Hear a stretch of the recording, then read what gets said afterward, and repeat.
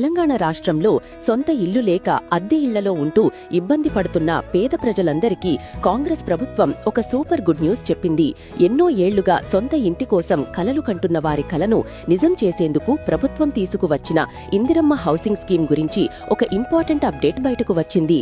ఇప్పటికే మొదటి విడతలో ఇల్లు మంజూరైన సంగతి మనందరికీ తెలిసిందే. అయితే ఇంకా చాలా మంది అర్హులైన పేదలు తమకు ఇల్లు రాలేదని బాధపడుతున్నారు.